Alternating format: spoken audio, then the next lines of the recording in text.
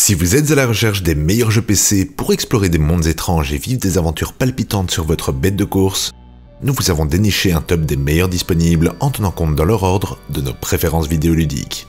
Vous êtes prêts à découvrir quel sera le meilleur jeu PC de 2020? Alors on y va!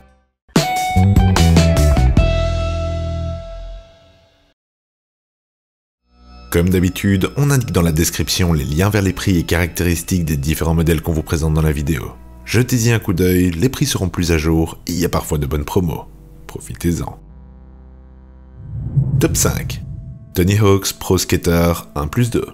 Si les noms Mullen et Hawk veulent dire plus pour vous que Ronaldo ou Bolt, mais que vous vous languissiez de l'absence de quelques jeux exploitant correctement une planche à roulettes virtuelle, si vous n'avez pas eu votre dose d'Ollie, Rivert, Manual et Grinds depuis de longues années, Activision a pensé à vous en remasterant deux grands jeux respectivement de 99 et 2000 en y mélangeant un gameplay qui s'est amélioré avec l'âge. Activision fait pour l'instant fonctionner à bouchée double la planche à remake et remaster entre Crash Bandicoot et autres Modern Warfare, mais c'est sur une licence qui m'a beaucoup plus marqué, sur laquelle ils se sont penchés cette fois-ci. Ils se sont attelés à refaire les deux premiers épisodes de la série et on a une version moderne qui fleure bon l'Unreal Engine 4, des différentes maps qui composent les volets du 1 et du 2. Pas de nouvelles surprises par contre, on a les cartes refaites et c'est tout. Si l'aventure d'Antoine Faucon ne s'est pas terminée il y a si longtemps en termes de numéro officiel, le 5 date de 2015, les fans avaient depuis longtemps abandonné quelque chose qui avait perdu la finesse de la prise en main. Mais ici, Vicarious Vision a voulu répliquer fidèlement le feeling des épisodes 3 et 4 avec les Rivert qui permettent d'enchaîner les figures aériennes et les tricks au sol ou sur rail. On peut d'ailleurs revenir à la physique originelle du 1 et du 2, mais celle des épisodes suivants est tellement bien rodée que c'est plus pour la nostalgie qu'autre chose que celle-ci est présente. Au final, on a ici un excellent remaster avec plus de contenu, presque toute la bande son originale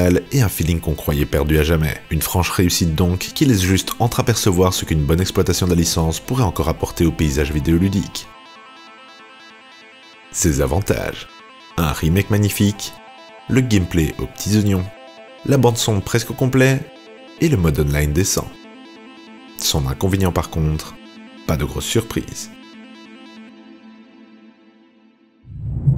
Top 4. Microsoft Flight Simulator. Depuis longtemps, les simulateurs de vol stagnent dans un monde où le réalisme prime sur les graphismes, mais le studio français Asobo s'est démarqué à l'époque grâce à A Plague Tale Innocence, s'est fait courtiser par Microsoft pour prendre les rênes de leur licence historique, et ainsi faire passer le vol dans le 21e siècle. Et c'est la première fois qu'on a l'impression d'avoir devant nous une simu réellement next-gen. Alors bon, c'est sûr que si on s'approche trop du sol, on voit les limites de la photogrammétrie satellite aérienne utilisée pour rendre le monde entier dans le jeu. D'une hauteur naturelle par contre, le vol est bluffant de réalisme. Si on parle d'un monde entier, ce n'est pas par hasard, car Microsoft a utilisé sa bibliothèque de Bing Maps, qui sont assez précises de près grâce à l'injonction de prise de vue à plus basse altitude, ce qui permet, grâce à l'ajout de données réelles d'altitude des terrains, d'avoir un réalisme sans précédent. On n'en est pas à la modélisation à la main de certains packs d'antan, mais les monuments et aéroports sont petit à petit ajoutés au monde via le jeu ou dans les DLC qui viennent enrichir les plans de vol des plus férus de l'aviation virtuelle. On a donc ici ce qui se fait de mieux dans la simu aérienne de grand public, avec une grosse avance en termes de graphisme, même sur les versions professionnelles aussi, mais qui reste parsemé de petits bugs qui sont petit à petit corrigés. Si vous voulez juste le tester, sachez qu'il est aussi disponible dans le Game Pass de Microsoft pour une dizaine d'euros par mois. Ses avantages: le plus beau jeu, point. Le mode multi, la planète entière à l'échelle 1 pour 1, le modèle physique impressionnant, et ses inconvénients par contre, toujours parsemés de petits bugs. Top 3. Crusader Kings 3. Pour les amateurs de grandes strategy games de chez Paradox, la série des Crusader Kings a toujours plu. Mais le grand public voyait toujours un amas de fenêtres immondes se tasser les unes sur les autres sans vraiment comprendre grand chose à ce qui se passe. C'est désormais corrigé avec le 3e opus qui est sorti à la rentrée 2020, car un grand travail à cette fois-ci a été apporté à l'expérience utilisateur et à l'interface. On est toujours maintenant à un clic contextuel de tout menu utile et on peut découvrir le jeu en expérimentant sans avoir besoin de 3 diplômes avancés en histoire, tableur et en passant par le décodage visuel. On a des liens hypertextes de partout, une encyclopédie très complète et une omniprésence des informations importantes pour votre dynastie, car dans les Crusader Kings, on n'est pas vraiment dans un jeu de stratégie, même si on peut le jouer comme tel. Ici, on est quasi dans un RPG de famille royale et autres grands pompes du monde médiéval en commençant en 867 ou encore en 1066 pour changer le cours de l'histoire de par vos manigances sur la scène géopolitique et ce jusqu'à 1453. la toute fin de la guerre de 100 ans. Et le résultat en fait un jeu particulièrement riche en événements aléatoires qui vont parsemer les différents playthroughs pour créer une histoire de votre famille, de nobles chevaliers ou de clans nordiques, en passant par les tribus nord-africaines ou encore les peuples d'Asie. Au final, on a un jeu qui se déroule dans une trame historique plausible, le tout rempli de fonctionnalités plus ou moins avancées, qui sont surtout très aisées à situer dans une nouvelle interface pleine de clarté. Pour les amateurs, allez-y les yeux fermés, surtout que les DLC sont en passe d'arriver. Pour les autres, il est aussi dispo sur le Game Pass pour une poignée d'euros. Ses avantages: du Crusader Kings mais plus accessible, bourré d'événements aléatoires, et le multi drop-in drop-out. Son inconvénient par contre, malgré sa simplification, il reste complexe. Top 2. Half-Life Alyx. Le monde attendait un jeu pour rétablir la VR comme la nouvelle expérience qui révolutionnera le PC, ou la voir mourir. Et qui d'autre que Valve pour réaliser ce tour de force? On a devant nous un jeu solo, un peu court, mais dans son histoire, avec un cast exemplaire et une toute nouvelle façon d'apprécier le FPS narratif. Ça fait maintenant 13 ans qu'on attend une suite à Half-Life épisode 2, et c'est toujours pas ça vu que Alyx se situe un peu avant les événements d'Half-Life 2. On est quand même heureux de pouvoir récupérer les clés vers un monde aussi particulier que celui d'Half-Life. Les événements se déroulent d'abord dans City 17, une agglomération aux inspirations orwelliennes, mais dérivent ensuite vers la zone de quarantaine pour pouvoir admirer les ravages des incursions de la faune et de la flore extradimensionnelle. On terminera notre voyage dans les ruines où les dimensions sont vraiment surréalistes, pour apporter encore plus de folie dans ce monde qu'on l'expérience à travers un casque de réalité virtuelle. Car si l'aventure d'Alyx est très agréable en termes d'histoire, on y connecte notamment quelques fils narratifs entre Half-Life et Half-Life 2 avec en plus un très court flash-forward empreint de pied de biche. C'est grâce à la VR que cette aventure prend sa pleine mesure. Avec un rechargement des armes à la main, une visée 1 pour 1 qui ne vous laissera qu'une faible marge de manœuvre, avec un rechargement des armes à la main, on est dans la peau d'Alyx Vance et on vit pleinement le monde avec le casque et les motion control. C'est assez bluffant. En conclusion, on a ici un jeu terriblement avant-gardiste, avec la somme de technologie qu'il a mise en œuvre pour pouvoir se démarquer des autres. Et on en veut plus. À bon entendeur. Ses avantages: l'histoire passionnante, même pour les nouveaux venus, le gameplay immersif et le gunplay précis.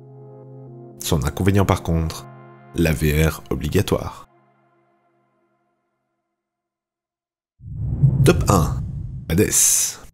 Si on m'avait dit qu'en 2020 il y aurait un Half-Life VR et que c'est un roguelite isométrique que je jouerais le plus, je ne vous aurais même pas cru. Mais force est de constater que Supergiant Games a réussi son pari et délivre à la sortie de son Early Access un jeu riche à l'histoire dense, variée, au gameplay précis et de plus magnifique.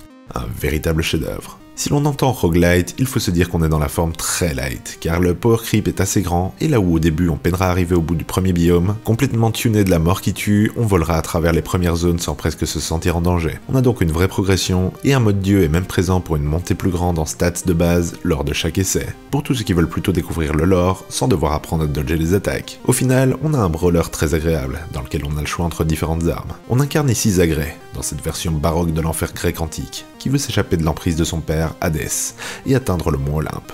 Il est aidé par d'autres figures de la mythologie qui lui donnent pouvoir et upgrade pour parvenir à combattre les forces nombreuses des différents tableaux, tous plus beaux les uns que les autres. À chaque game over, on se fait chambrer par Hadès qui se rit de notre inaptitude, mais on acquiert de quoi débloquer des armes, de nouveaux pouvoirs et des variations de pièces. Sur le plan graphique, on a un mix de personnages en 3D cel shaded très bien animés, dans un monde isométrique qui a un look très BD, rappelant fortement le style de Mike Mignola, le créateur de Hellboy, avec ses ombres pleines et son trait très organique. Le tout forme des scènes magnifiques qui grouillent de détails. Au final, on a un jeu palpitant à l'histoire plutôt présente, sans être un frein à l'aventure, avec un doublage VO impressionnant et une ambiance graphique extra, de quoi occuper vos longues soirées d'hiver.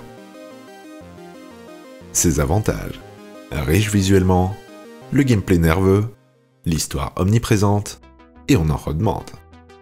Son inconvénient par contre, certaines combos complètement fumées. En conclusion, nous avons donc Tony Hawk's Pro Skater 1+2, Microsoft Flight Simulator, Crusader Kings 3, Half-Life Alyx et Hades. Voilà qui conclut notre top des jeux PC de 2020, en espérant pouvoir y ajouter Cyberpunk s'il sort cette année. Et vous, lequel allez-vous choisir? Dites-le nous dans les commentaires ou sur nos Facebook et Instagram. On met leurs liens ainsi que ceux des prix et caractéristiques dans la description ci-dessous. Et si vous avez aimé ce top, cliquez sur le pouce bleu et abonnez-vous. Et faites-moi sonner cette cloche si vous voulez être notifié à chacune de nos nouvelles vidéos. Et sur ce, à la prochaine sur la chaîne des Dénicheurs.